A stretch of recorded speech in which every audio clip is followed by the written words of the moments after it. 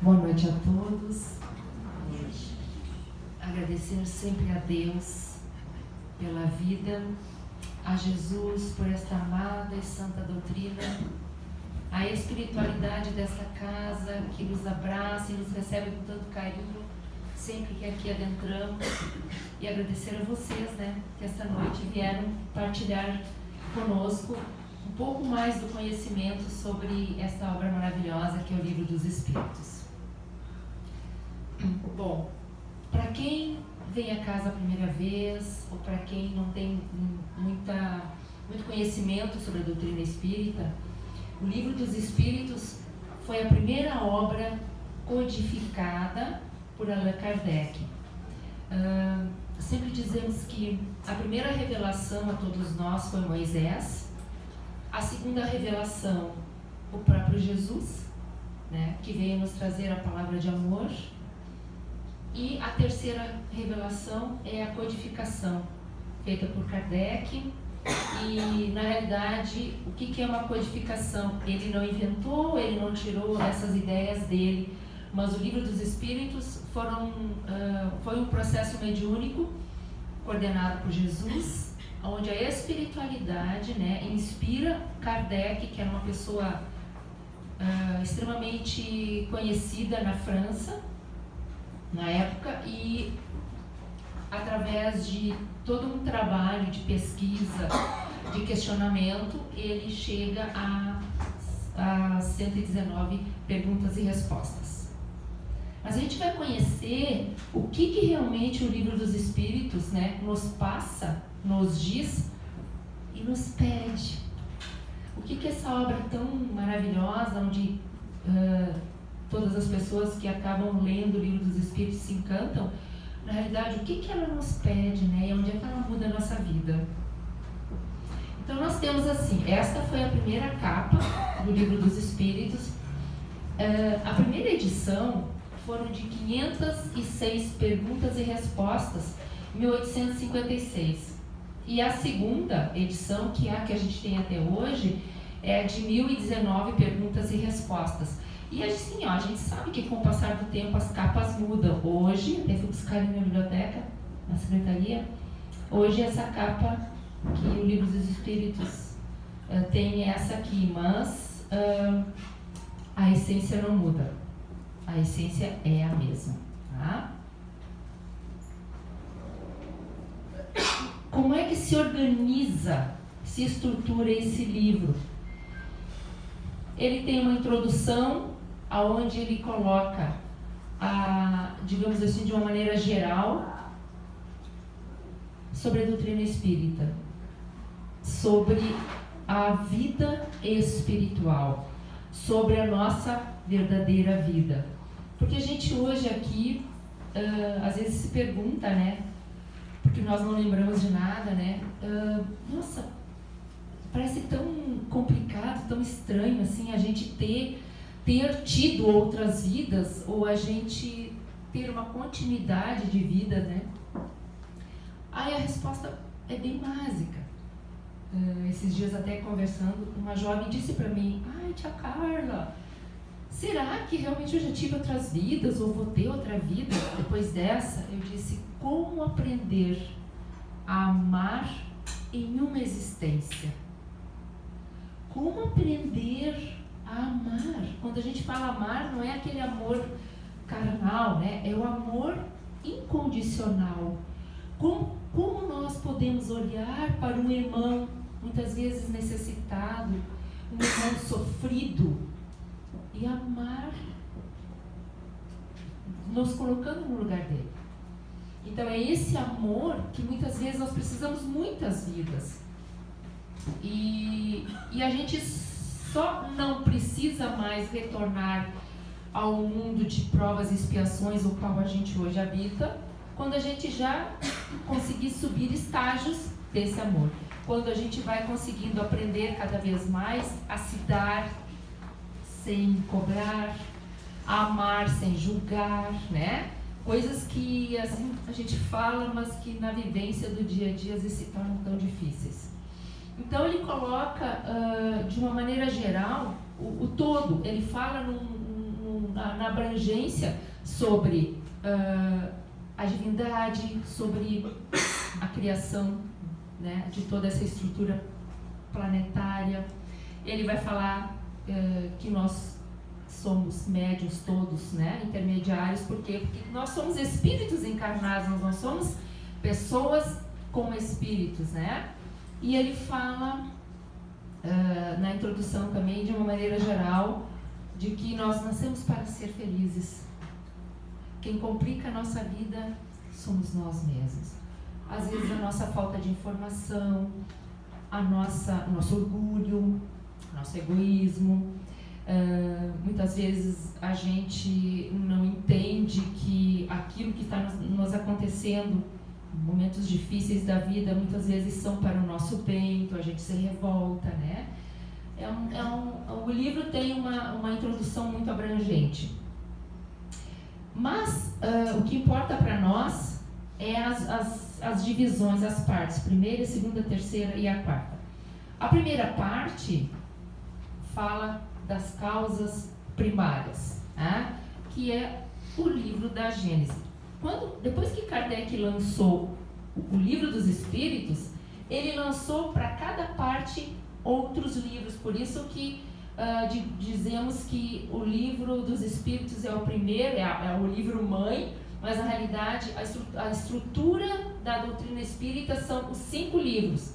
E desta primeira parte, então, nasce a Gênese, que vai ser o último livro que ele lança, que é esse aqui, As Causas Primárias. Gente, vocês imaginem 1857. Ele fala coisas que hoje outras religiões e a ciência comprova. Porque não é Kardec, mas a espiritualidade abrindo nosso pano mental, né, para coisas que são fundamentais. Inclusive aquela tradicional pergunta, né, será que tem vida em outros planetas? Então aqui ele fala da criação do universo, do equilíbrio do universo. Ele fala da criação nós como espíritos, né? Ele dá toda uma explicação, coisas que hoje a gente está lendo em revistas científicas, está saindo nas notícias de uma maneira geral muito sutil, e que as próprias igrejas não têm como contradizer. Porque até então, muitas igrejas batem pé e dizem que a vida é só aqui, que não tem vida em outro planeta, que é só no planeta Terra, né? E hoje a gente já vê que não é isso, muito pelo contrário. Mas a vida não pode ser vista como a gente não pode imaginar que em outros planetas seria como nós. O planeta Terra tem um determinado tipo de atmosfera, de oxigênio, tem toda uma organização para que essa vida exista. Nós humanos, né, nós temos um equilíbrio de altura, né, mais ou menos um padrão médio. Todos nós, o que modifica os países e os continentes são um pouco mais característicos, mas basicamente nós somos parecidos. Outros planetas já vão ser um outro tipo de vida, um outro tipo de ambiente, né? O que importa, e aí voltamos ao primeiro momento, onde somos espíritos que nessa vida vestimos um corpo. Se nós formos futuramente habitar outro planeta, nós somos o mesmo espírito, somos nós, o nosso eu. O que é o nosso eu? É nós, a nossa inteligência. Tudo que vocês aprenderem, vocês vão levar com vocês. Tudo. A maior prova é ver hoje esses jovens, essas crianças que estão vindo no planeta, que são crianças que com 3 anos falam inglês, né? Com 2, 3 aninhos tocam melhor do que um grande artista, que tem dons maravilhosos. E aí a gente diz assim, será que Deus achou tão bonita essa criança que deu para ele todo esse dom? Não, são coisas que a gente leva para a eternidade. São provavelmente músicos, cantores, poetas, filósofos. Esses dias eu vi um videozinho de uma criança de 2 aninhos que mal sabia falar direito. Gente, dava um sermão, fez uma homilia. melhor que um padre, falando de Deus, de Jesus, falando assim, mas falava, gente, aquilo assim, ele ligou uma maquininha e falou. Impossível uma criança de 2 anos decorar aquilo. Então assim, ó, veio com isso. Isso é reflexo de outras vidas, né? E aí a gente tem já filmes, né? E relatos de outros livros provando e comprovando, né? A lembrança de vidas passadas de tantas pessoas que já conseguiram comprovar isso, né? Mas enfim, então voltando, se a gente for habitar um outro planeta, a gente vai ter toda uma concepção de acordo. E é tão fácil de entender porque assim, ó, a espiritualidade está aqui. Cada um de nós recebe quando reencarna um anjinho da guarda, um amigo, um parente, alguém que muito nos ama e se compromete com a nossa vida. Então ele nos acompanha durante toda a nossa caminhada. Ele está sempre do nosso lado. Quando é que ele não consegue falar com a gente? Quando nós nos fechamos. Por isso que a gente sempre tem que entender. Todos os nossos problemas vêm da gente mesmo. Então, quando a gente se fecha, quando a gente põe uma barreira, a gente não consegue escutar, né? Aí a gente escuta as vozes não tão bem-vindas e não escuta o nosso anjo da guarda. Então, quando a gente fica bravo, a gente fica com raiva, quando a gente tem ciúme, são sentimentos inferiores, quando a gente tem inveja, quando a gente faz uma fofoquinha maldosa de alguém, quando a gente briga com alguém, né? Então a gente baixa a sintonia, em vez de FM, a gente vai para M, e aí a gente sintoniza com os irmãozinhos não bem esclarecidos que só nos incomodam e nos põem ideias erradas. E quando a gente não é assim, que a gente consegue superar as nossas dificuldades, que a gente se mantém equilibrado, a gente consegue escutar a voz da espiritualidade. Mas também, algo que eu descobri não faz muito, partilho com vocês, aprender a ficar em silêncio. E hoje está tão difícil. É a televisão. A gente entra no carro, liga o rádio, a gente tem em casa TV, o Elson, fonezinho, WhatsApp, né? A gente está sempre conectado. E aí, um dia, a gente conversando, eu me dei conta disso. Gente, a gente precisa fazer um pouco de silêncio.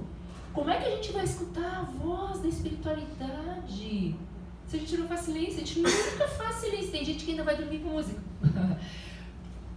A gente não se dá conta que para que Jesus fale dentro de nós, a gente precisa um pouquinho de silêncio. E isso é maravilhoso. Mas são hábitos bons que nós precisamos aprender a desenvolver para que realmente possamos receber os recados da espiritualidade, né? Aquele problema, aquela dificuldade, eu preciso resolver tal coisa. Gente, verdadeiros milagres podem acontecer, mas a gente precisa dar o espaço para que isso, né, que a gente possa receber esse recado. Quantos de vocês aqui, de nós, às vezes vai deitar com um problema, meu Deus, como é que eu vou resolver, né? Aí, muitos nem fazem, mas o ideal é fazer uma prece e pedir para a espiritualidade, né, abrir os nossos caminhos, o nosso plano mental. Quantos de nós já acordou no outro dia cedo e a solução do problema? Então, isso é a espiritualidade que consegue chegar em nós e nos dar, né, uma luz. Enfim, então, a Gênese é um livro maravilhoso para quem gosta dessa linha de educação, de entendimento, e de saber essas coisas sobre a origem dos planetas, que nem uma das coisas mais lindas que descobriram, mas que pouco chegou a nós, que a ciência comprovou a existência de um planeta, gente, enorme, chamado Antares, que acho que até já comentei isso aqui, que o planeta Terra, do lado dele, é uma cabeça de alfinete. Eu vou dizer para vocês, nós somos enormes, eu acho o planeta Terra enorme, pois esse Antares, nós somos uma cabecinha de alfinete. E aí, olha o que é a organização da espiritualidade, a organização divina. Por isso que dizem assim, né, Santo Agostinho caminhava na beira da praia, para um lado e para o outro, até que ele se deu conta que Deus é tão grande que ele queria botar Deus numa canequinha. E ele olhava para aquele mar imenso, e é mais ou menos isso. tem tanta coisa ainda por se desvendar, tantas verdades para virem até nós, que a gente talvez seja tão restrito o nosso mental para entender a grandeza da criação divina. É uma coisa fantástica. A gente olha assim que nem as árvores, o planeta como um todo, a parte da natureza, os animais, o amor, o respeito que os animais têm pela sua própria raça, a inteligência. E vocês vejam que até eles estão evoluindo, a inteligência dos animais, né, dos cachorros que mais nos acompanham, são os cachorros, gatos, né, esses animais um pouco mais domésticos, a gente pode observar essa evolução neles. Mas são os elefantes, são os golfinhos, é uma coisa impressionante como o planeta evolui. E junto dessa evolução, né, os nossos sentimentos de respeito e principalmente de carinho para com a criação. Mas voltando, a natureza como um todo, né, ela nos dá esse exemplo de solidariedade. Cientistas descobrem que as árvores, né, se ajudam, as árvores se amam. Por exemplo, num parque ou numa floresta onde tem uma árvore mais velha, mais de idade, que já não consegue ter força, 400, 500 anos, ela não consegue ter força, às vezes, para buscar a seiva que está longe, né? Que o solo já está muito usado. As novinhas buscam e por baixo da terra, assim a gente vê, é um ato de amor maravilhoso. Elas dão para essa árvore a seiva porque as árvores novas respeitam as velhas. Por quê? Porque as árvores sabem que aquela árvore de idade tem sabedoria. Então, tem um livro, inclusive, que fala emocionante sobre o respeito que a natureza dá para nós como exemplo, né? E outra coisa, assim, que elas nos dão como exemplo, por exemplo, para uma árvore poder sobreviver 400 anos, temporais, ventos, aquela loucura, e a árvore vai e volta e está sempre inteira. O que ela tem para ela viver bem e ser feliz? Flexibilidade.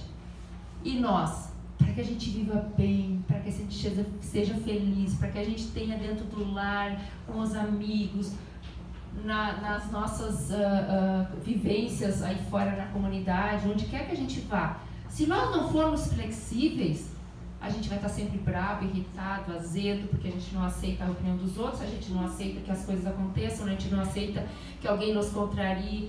Temos que ser flexíveis como as árvores, entender as pessoas, aceitar a opinião dos outros, não discutir, querer que as pessoas pensem como nós, e assim, né, tanta coisa que a vida nos exige, flexibilidade. Então, a natureza, né, de uma maneira geral, nos mostra essa solidariedade. E então, o livro, a Gênese nos fala isso, desse início de vida, né, do início de como a vida espiritual começa e assim vai. Tanto é que nós não viemos de Adão e Eva. Eu desfiz o segredo.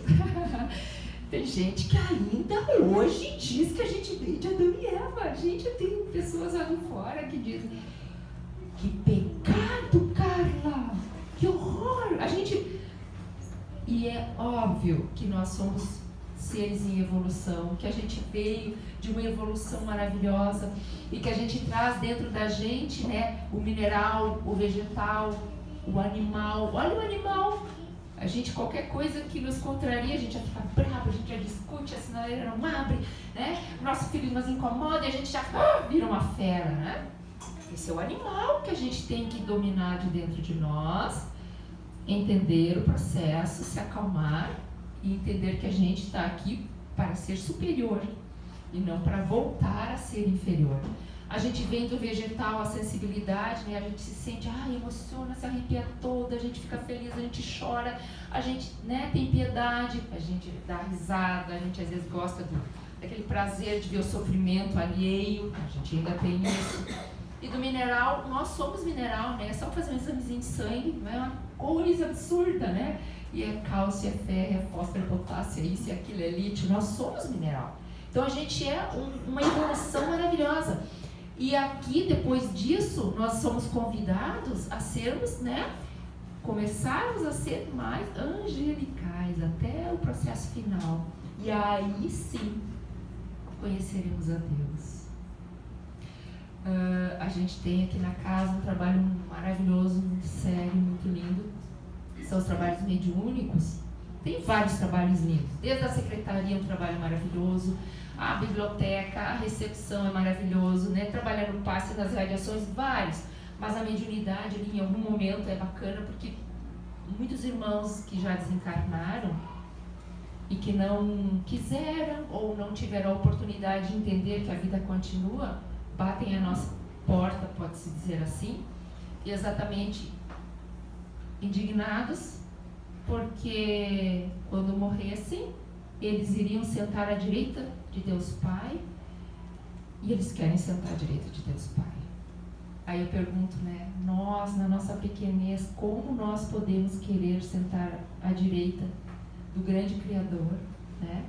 Não existe como nós chegar, é que nem nós queremos sentar com o presidente para jantar, lá, né? Ou para a gente viajar para um outro país e querer sentar com o presidente daquele país porque a gente chegou naquele país, né? Não tem como, não existe sintonia nem condições. Então, para chegarmos a Deus, precisamos realmente buscar um coração puro, limpo, leve, amor verdadeiro. Aí nós vamos para a segunda parte do Livro dos Espíritos, que fala do mundo espírita ou mundo dos espíritos verdadeiramente, que é o livro dos médiuns, que é um livro maravilhoso também, né? Tudo é maravilhoso aqui, né? É que cada um fala de alguma coisa. Então o livro dos médiuns nos mostra exatamente que todos somos médiuns, só que uns mais, outros menos, mas todos somos. O que é mediunidade? É aquela sintonia com o plano espiritual. Mas na realidade, como eu falei no início, somos nós espíritos que vestimos um corpo temporário. Quando o nosso corpo gastou a gasolina espiritual, isso é outra coisa importante, quando a gente volta à vida corporal, a gente nasce e já tem uma gasolina temporária. Carla vai até os 70, 80, 40. Então, a gente tem que entender que a nossa vida só vai findar quando acabar a gasolina. Se a gente cortar a vida antes do tempo, a gasolina espiritual continua. Morre o corpo, não morre a alma. Só que a gasolina está ali. Então, existe um período muito triste, né? Que a gente chama esse período em que a pessoa toma por si só, né, a condição de querer acabar com a sua vida, e aí sim, essa gasolina espiritual, enquanto ela não acabar, a gente fica num período de sofrimento muito complicado. Por isso que a gente tem que orar muito, né, por todos aqueles que são suicidas, porque a pessoa faz isso por um desespero, muitas vezes por uma obsessão, ou muitas vezes por não entender e achar assim, eu vou acabar com a minha vida porque daí eu vou ficar em paz e eu vou deixar todo mundo bem. Não. Ninguém vai ficar bem e a gente não vai ficar em paz. E aí, essa gasolina, a gente precisa entender que a nossa vida nos é dada e a gente tem que ir até o fim. E, gente, nada é por acaso. Olha o Schumacher, grande corredor de Fórmula 1, ganhou milhões de prêmios, milionário, se acidentou esquiando, olha que loucura, né? Andou a velocidade máxima, ganhou tantos prêmios, e hoje ele está em coma há muitos anos. Nada é por acaso. Nós não sabemos o porquê foi escrito este fim de vida para ele. Não se sabe. A gente sabe de pessoas que vivem 20 anos em coma e voltam à vida. A gente sabe daqueles que ficam em coma milhões de anos e desencarnam. A hora certa a Deus pertence. Que a espiritualidade, quando organiza a nossa vida, gente, se você soubesse o trabalho que cada um de nós deu para o mundo espiritual, não é fácil, porque nosso pai, nosso avô reencarnou, nossa avó, tiveram que se conhecer, tiveram que se amar, né? Casaram, botaram os nossos pais no mundo, né? Aí nossos pais se conheceram, se amaram, nós estamos aqui. Então, existe todo um trabalho de botar todo mundo antes para a gente nascer na hora certa, do jeito certo, né? Na cidade que a gente se comprometeu em vir ajudar e colaborar, e aí toda a estrutura familiar. Então, a gente já mais ou menos está, né, organizado. Com quem vai casar, se vai casar, né, a idade, o tipo de profissão que a gente vai poder desenvolver, quantos filhos a gente vai ter. O interessante é que a gente está, principalmente a juventude que não casou ainda, a gente tem que estar sintonizado para achar a pessoa certa na hora certa, porque às vezes a gente sabe de outros que se apressam e casam com a pessoa errada e daí toda a estrutura dá tudo errado. Aí os filhos já são espíritos meio perdidos e a coisa bem complicada. Mas quando a gente casa certinho e organiza toda a nossa vida conforme o mundo espiritual planejou, não é que é assim, ó, vocês vão dizer, não, mas então é destino certo. Não. Nós, quando estamos no mundo espiritual e desejamos reencarnar, a gente quer, a gente pede, a gente se ajoelha. Eu quero voltar a casar com esse homem, esse meu marido, ou eu quero casar com essa esposa, porque agora dessa vez eu vou ser uma pessoa boa, eu vou jurar que eu vou amar, que eu vou ajudar, que eu não vou fazer nada de errado que eu fiz. Eu quero aquela mãe, eu quero esse pai, porque eu quero, né? A gente quer, porque a gente às vezes fez tanta coisa errada, que a maneira que a gente tem de conseguir o perdão daqueles espíritos que a gente prejudicou, é aceitando ser filho, ou aceitando ser pai, ou aceitando ser irmão. E por isso que se diz que a família é um encontro de almas que precisam aprender a se aceitar e a se amar, né? Então a gente se compromete, por isso que a espiritualidade organiza tudo, porque no fundo é tudo nós, tudo isso é nós que aceitamos e que queremos. Mas aí a gente tem o véu do esquecimento. E aí a gente acha que a gente é uma coitadinha. Eu sou uma coitadinha, olha que horror meu casamento, olha que os filhos que a vida me deu. Ela não me deu com meu pai, ela não me deu com a minha mãe. Eu sou o problema. Eu preciso repensar nos meus atos, eu preciso repensar no que eu estou fazendo aqui e até que ponto eu sou uma pessoa boa. Até que ponto eu sou uma pessoa boa na minha família. Eu sou uma pessoa boa, sim, eu sou uma boa filha. Eu só reclamo, nada tá bom, tudo tem que ser como eu quero, se não é como eu quero, a gente sai chutando, reclamando, que vida infeliz, que família horrível, eu não gosto da minha casa, eu não gosto disso. Volta, eu é que sou o problema. Eu tenho que entender que tudo isso eu pedi e aceitei. Então, quando a gente faz o processo inverso, hoje eu vou ser uma pessoa legal. Hoje eu vou olhar para o meu pai, para minha mãe, ou para os meus irmãos, ou para o meu colega de trabalho, que é um porre. Vou olhar e vou sorrir, não vou julgar. Vou olhar para ele como um irmão, vou estender a mão, vou até levar um presente, vou levar um picolé, vou dar uma caneta. Hoje eu vou ser uma pessoa diferente e a gente se porta diferente. Estou brigada com a minha esposa, nós estamos num momento difícil, hoje eu vou ser diferente. Vou dar bom dia, eu vou esquecer tudo que passou, vou tentar ser gentil, vou fazer alguma coisa de diferente, vou surpreendê-la, vou arrumar a cama, normalmente a mulher vou arrumar a cama, vou botar a pasta na escova dela e vou guardar, né, vou botar a tampinha na pasta e vou guardar no lugar certo, né, para que ela não diga de novo, deixou a pasta sem tampa. Vou me oferecer para arrumar a mesa, ou vou pro jardim, vou botar uma flor numa mesinha e vou convidar para tomar um chimarrão na rua. Coisas que a gente pode fazer para que o outro nos olhe e diga, opa, tem alguém bom ali dentro, né? Não é só aquela pessoa ranzinza que só briga e reclama. Tem alguém legal lá dentro, opa, me surpreendeu. E a gente pode ser assim. É aquela famosa historinha que eu já contei, que eu amo, a nora que odiava a sogra, né? Ela se apaixona pelo rapaz, se apaixona os dois, assim, uma coisa terrível, casam, só que a sogra é horrível. Nada que ela faça bom. A mãe tem ciúme do filho, só reclama da nora, podendo fazer ela entrar em furada, ela faz, e a nora tem vontade de matar, daí ela vai numa tiazinha lá, né? Encomenda um veneno para matar a sogra lentamente, para que ninguém perceba que a sogra está morrendo e ela fique de boa. Então a tiazinha lá vai fazer um trabalho e tal, e dá um pó para ela e diz, 2 meses, mortal, 2 meses, ela vai morrer devagarinho contra um ver um dia, ela não vai mais acordar e ninguém vai nem saber que ela morreu envenenada.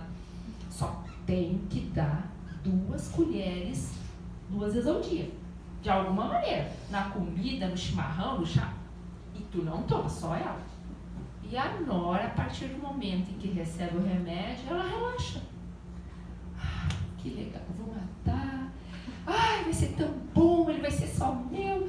Ai, tudo de bom. E no outro dia ela come da faceira, faz chimarrão pra sogra. Vou te matar, né? Tô de boa. Faz chimarrãozinho, a sogra começa a incomodar, ela nem dá bola, beijinho, abraço, traz presente, faz aquilo que eu falei, arruma a cama da sogra, ajuda a fazer comida, pergunta se quer que lave a roupa, estende a roupa. E a sogra, tipo, opa, tem alguém bom ali dentro, não é só essa megera, né? Até que a nora é uma pessoa legal e a sogra, sendo adulada, começa a fazer o mesmo, porque a gente sempre, né, água mole, pedra dura, tanto bate até que foi. Em um mês, né, e ela dando veneninho, em um mês a sogra se rende ao amor e começa bolinho pra nora, presentinho pra nora, beijinho na nora, palavrinhas doces pra nora, convidando pra ir passear, dinheirinho pra nora.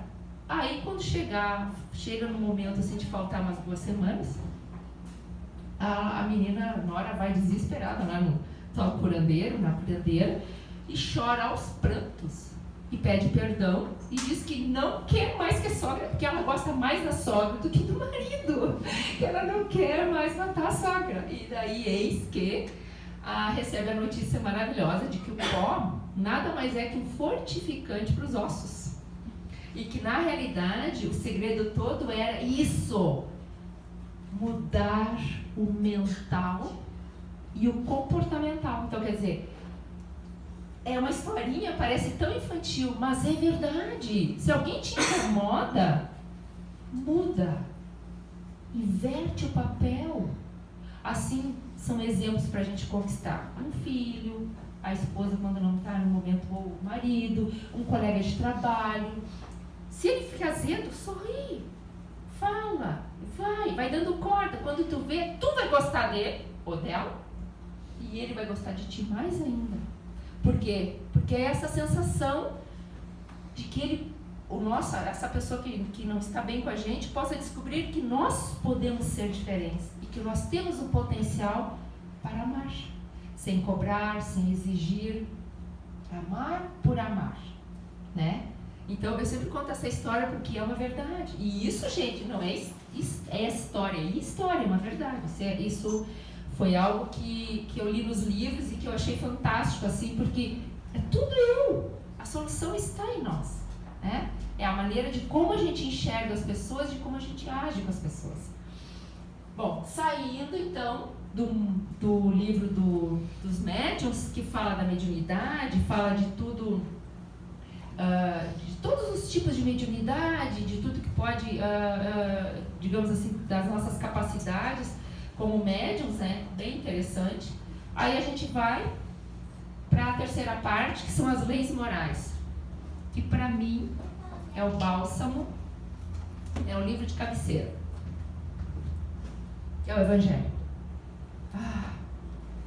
Tá mal, tá triste, tá para baixo, deprimido, sozinho, abre o Evangelho, assim, do nada, abre o Evangelho, é maravilhoso.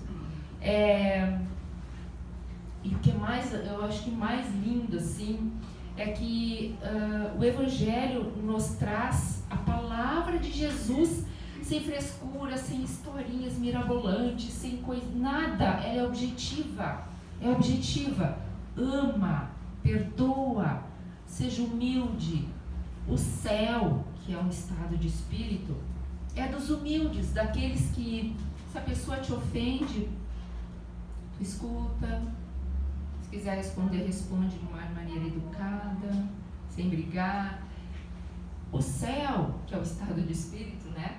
Que é um momento que o dia que a gente desencarnar, a gente vai entender muito bem isso, porque quem é de paz se mantém na paz. E quem é muito agressivo, bravo, violento, vai entender que o céu é um estado de espírito, né? Então vai demorar um pouquinho para chegar lá. Mas enfim, o Evangelho então trata de toda a parte moral, né? De todas as nossas virtudes e vicissitudes. Então fala do ódio, dos problemas familiares, das relações, né? Fala então da parte dos apóstolos com relação a Jesus, né? Pequenas parábolas, e aí traz a parábola para nós nos dias de hoje.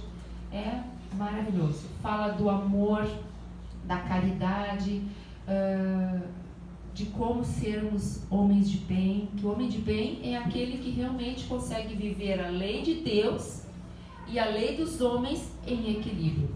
Porque não adianta, a gente tem a lei dos homens que a gente tem que respeitar, mas a gente não pode esquecer da lei moral maior, que são as leis divinas, que são para todos os povos deste planeta, que são os 10 mandamentos, né? Não matar, não é só matar a vida, mas matar, às vezes, se a gente quiser matar alguém, é só sair falando mal, a gente automaticamente está matando a pessoa no sentido de lançar uma ideia errada da pessoa, né? Não roubar a vida, roubar a ingenuidade, não só roubar os bens materiais, roubar a ingenuidade das crianças, né? Roubar a oportunidade de alguém ser feliz, de um filho nosso poder conquistar os seus ideais aos quais ele veio para essa vida, enfim. Então as leis morais é o bálsamo que todos nós recebemos através do Evangelho. E, inclusive a prática do Evangelho lá. Nós somos pessoas que às vezes precisamos de coisas muito mirabolantes, muito mágicas, maravilhosas, para que a gente seja chamada a atenção. Então, às vezes a gente diz, façamos o Evangelho no lar. O que é o Evangelho? É uma coisa tão simples, tão tranquila. 10 minutos, uma vez por semana, sentar a família à mesa, abrir o Evangelho, né? Espontâneo, botar uma garrafinha de água, fazer preces de agradecimento, ler a passagem do Evangelho, fazer preces de vibrações para todo o planeta, para a família, pedir a limpeza espiritual. Gente, isso é uma das coisas mais fantásticas, mas é que é uma coisa tão simples que às vezes a gente não dá o valor. Às vezes a gente não dá o valor do que é o Evangelho no lar, e ele é maravilhoso. Ele é a limpeza espiritual, por exemplo. A espiritualidade que vai na nossa casa no dia do Evangelho, ela simplesmente faz uma faxina espiritual. O que é a faxina espiritual que eu tanto sou encantada? Nós, quando entramos em casa, tiramos o sapato, que é importante tirar do lado de fora, porque a gente caminha na rua, passa por tanta coisa, o sapato tem que ficar, bota o chinelinho, toma um banho, ai, tô tão bem, tô tão chorosa, me sentindo limpinha. Nossos pensamentos precisam dessa faxina também, porque não adianta sentar no sofá, tomar um chimarrão e começar a pensar mal do fulano, mal do Beltrano, fazendo planos para isso, planos para aquilo, malignos, né? E espraguejando ou me sentindo, ai, eu sou a coitadinha, então o que vai acontecer? Então, nossos pensamentos fazem uma poluição na nossa casa absurda. Aí, às vezes, a gente briga com o marido, briga com o filho, grita e diz nome, bebê. A gente está enchendo de pontinho preto a nossa casa. Aí a gente não dorme direito, acorda cansada, com dor. As crianças acordam de madrugada, ficam chorando. Ai, estou sonhando. Então, somos nós que estamos enlouquecendo a nossa casa, enchendo de pensamentos ruins. O que o Evangelho faz? Acalma a nossa alma. Eu conheci a doutrina em 96, e desde lá eu faço o Evangelho. Então, eu lembro dos meus filhos pequenos brigando, sabe? Quem é que tem filho aqui que não briga, né? Acho que eu não sou a única. Briga, enlouqueia. Sentava no Evangelho, eles não podiam nem se olhar. Sabe, criança assim, quando trabalhava um com o outro, louco para se pegar. Terminava o Evangelho, parecia que dava um sono assim, eles ficavam tudo assim, terminava o Evangelho e tal. Pronto, calmava, tranquilo, relaxa, noite maravilhosa. Quer dormir bem? Faz o Evangelho. E pede a limpeza. O que eles fazem? Como se, vou só dar um exemplo assim, ó, pegasse um aspirador de pó e tirasse todo aquele pensamento ruim, às vezes até irmãozinhos não esclarecidos que a gente bota junto, porque a gente encontra a vizinha na esquina e fala mal de todo mundo. E a gente traz 5, 6 para dentro de casa. E eles chegam lá e ficam tudo, né? Chupando a nossa energia, atrapalhando, incomodando. O Evangelho vai lá e... Por isso que todo mundo dorme bem, uma noite tranquila, feliz. Então a gente não imagina, e não é uma coisa mirabolante, uma coisa do outro mundo, uma coisa que nem, né, que custa nada. Custa sim, nosso tempo. 10 a 15 minutos, uma vez por semana, nosso Evangelho. Aí a gente pode orar pelos doentes, pelas pessoas que a gente ama, pelas pessoas que têm dificuldade de convivência, né? Eu tô atritado com fulano no meu trabalho, eu vou orar por ele, porque, né, sabe lá quanta coisa de dificuldade ele está passando e que a espiritualidade possa colaborar. Quando a gente vê, o Evangelho é uma bênção no nosso lar. E, finalizando, nós vamos ter a quarta parte, que é mais sensacional ainda. É o céu e o inferno. Aqui, além de mostrar que o céu, né, e o inferno, né, o inferno é um lugar que pega fogo, mas assim, é mental, né? A gente vê, na nossa casa, vem muitos irmãos que desencarnam com ódio, ou fissurados no dinheiro. Lembra ano passado que a gente sabe de casos das pessoas quando não tinha banco, quando não sabia quando guardar os dinheiros, então aqueles coronéis, aqueles donos de terra ganhavam muito dinheiro, botavam tudo no colchão, tudo no colchão. Aí eles desencarnavam e o espírito era tão agarrado àquele dinheiro que o corpo morria e o espírito ficava colado ali naquele colchão, desesperado que alguém fosse pegar o dinheiro que era dele. Só que o caixão não tem gaveta, né, gente? A gente não leva nada, nem o dente de ouro se bobear, nem os dentes de ouro pode levar, né? Só vai o corpo, né? O resto fica.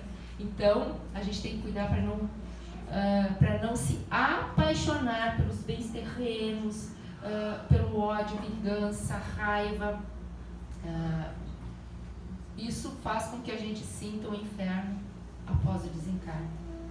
Mas se a gente entende a vida, se a gente busca humildemente até um conselho, um atendimento fraterno, um entendimento, conversa com alguém, sabe? Faz a prece, faz todo um trabalho de entendimento do que está nos acontecendo e que a gente consiga realmente absorver, a gente vai viver o nosso céu. Então o livro ali tem vários testemunhos de gente que se suicidou, de gente que exatamente se sentiu traído e se matou. Eu sempre digo que isso a doutrina nos ensina. Tudo que nos acontecer de ruim, nós abrimos a porta. Então isto é, Deus é amor, nenhuma folha cai sem a autorização dele. Então se algo de ruim me acontece, é porque eu já fiz, é por isso que eu falo de abrir a porta. Então se eu faço uma maldade, a vida vem e faz para mim. Se eu sou uma pessoa que busco ser o melhor possível, poucas coisas ruins me acontecerão. E isso é fato, né? Então o céu e o inferno nos mostra assim, de como realmente a gente tem que buscar evitar as ciladas da vida, as pegadinhas que vão fazer com que a gente sofra sem necessidade. Basicamente buscando entender que a gente tem que vencer o orgulho, o egoísmo, a nossa vaidade extremista, né? E buscar principalmente se cuidar. Primeiro ponto, todos nós aqui ganhamos um corpo. Esse corpo tem que ir até o fim da gasolina. Eu não posso destruir, machucar, prejudicar esse meu veículo. Eu tenho que cuidar com carinho, com amor, né? Todos nós recebemos a oportunidade de hoje termos um trabalho, um estudo. Estudar com amor, trabalhar com carinho, com amor, com respeito. Tem dificuldades no trabalho. Entender as pessoas, porque se nós fôssemos perfeitos, nós não precisaríamos estar no planeta Terra. Então, se a gente tem as dificuldades, é porque a gente precisa se melhorar. E essa é a conquista de todos nós. Nós temos que nos vigiar, melhorar os nossos pensamentos e os nossos atos para que a gente atinja os objetivos. Então, se a gente tem dificuldade, vamos fazer aquela coisa de tentar nós melhorarmos, para que as pessoas que estão conosco lá no trabalho, ou na nossa casa, consigam ter mais carinho por nós, né? Sabe aquelas... Quem de vocês aqui já não foi naqueles velórios que as pessoas dizem, meu Deus, essa pessoa foi tão boa, ai, nós vamos sentir falta, que pessoa tão legal, que pena que ela foi. E outras que tu vai em velórios que as pessoas falam de tudo menos de quem está ali, porque a pessoa não faz falta. A pessoa foi embora, veio, né?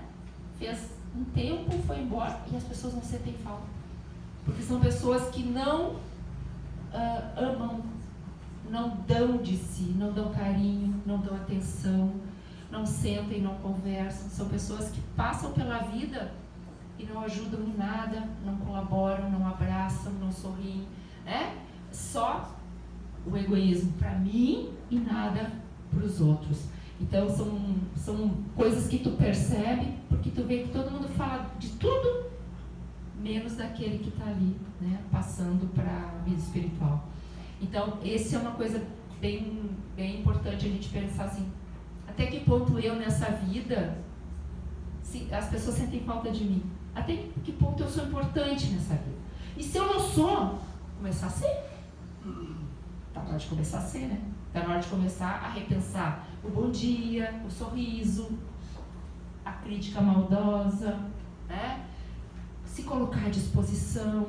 É que nem no hospital, coisa boa, aquela enfermeira que vem e diz, o senhor está bem? Quer levantar um pouquinho? Está com sede? O que o senhor acha? Vamos tomar um remedinho agora? O que o senhor acha?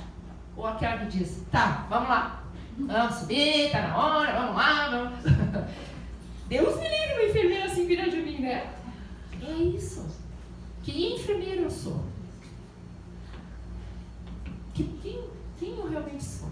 Será que eu sou aquela pessoa que diz, ai, lá vem ela, meu Deus do céu, se eu pudesse eu me escondia embaixo da mesa. Crítica, chata, exigente, nada tá boa, aquela mãezinha amada que faz aquela comidinha que o filhinho adora, o filho senta e diz, tá bom, mas próxima vez, diminui o sal. Quer dizer, não olha, ai mãe, que legal, tu fez uma comidinha que eu gosto, nossa mãe, muito obrigada, como tu é querida. É tudo que a mãe quer, mas a gente vai lá e critica. Então, o Céu e o Inferno nos mostra exatamente assim, pontos bem importantes para a gente começar a mudar. Aí eles vão dizer assim, nossa Carla, mas tu não sabe, a minha mãe, aquela mãe não existe, é terrível, não tem como, ninguém consegue. É tua, o desafio é teu e tu consegue. Porque se fosse para mim o desafio, né, eu teria que conseguir, mas e o que eu quero dizer com isso é que o desafio é de cada um. Cada um de nós tem o seu ponto fraco. Tem aquela pessoa assim que a gente tinha vontade de afogar na piscina. Não. É aquela que tu tem que botar no colo e aprender a amar. E sentir saudade. A mudança é nossa. Então eu queria comentar, e depois tem a conclusão, né? Que eu já não vou falar, porque eu já estou na terceira lâmina. Só tem mais 20. Tô brincando. Daí, gente, assim, o que o livro dos Espíritos, com tudo isso que eu falei, tão lindo, o que ele nos pede? Por que Kardec teve a missão de trazer para nós tanta coisa legal? É para a gente ser feliz. É para a gente entender que se eu sou feliz, eu quero ver os outros felizes. Eu não consigo ser feliz se ela chora. Eu não consigo ser feliz se lá fora estão maltratando um animal, estão cortando uma árvore indevidamente, se o irmão meu passa fome, né? Eu não consigo ser feliz se na minha família as pessoas não estão bem. Eu não consigo ser feliz se eu não me respeito, se eu não cuido do meu corpo, que é um presente que Deus me deu. Temos que cuidar. O que é cuidar do corpo? Alimentar corretamente, bons pensamentos, cuidados. Quando a gente ama, como é que a gente cuida? Quando a gente ama o filho, quando a gente ama o marido, a mulher, quando a gente ama a mãe, pai, sogra, sogro, a gente cuida, a gente quer o melhor. Então, isso o Livro dos Espíritos nos fala, de uma maneira geral, na sua obra como um todo. Que nós somos filhos da divindade. Todos nós somos pequenos deuses. Por quê? Porque a gente tem o poder de mudar as coisas. Só que a gente tem que se conhecer, se se valorizar, se amar, se ajudar, né? E buscar esses valores tão importantes e se dominar, porque dominar a nossa raiva, dominar a nossa inveja, dominar a nossa humildade é maravilhoso. Ai, eu não vou pedir desculpa. Não, vou, por que não? E eis aí a nossa iluminação, que é fundamentalmente o que o livro dos Espíritos nos diz. Instruí-vos, amai-vos e instruí-vos, mas com isso iluminai-vos. E é com esse desejo que eu encerro a nossa conversa de hoje, convidando a todos que possamos buscar através das obras básicas da doutrina a nossa iluminação. Que Deus nos abençoe.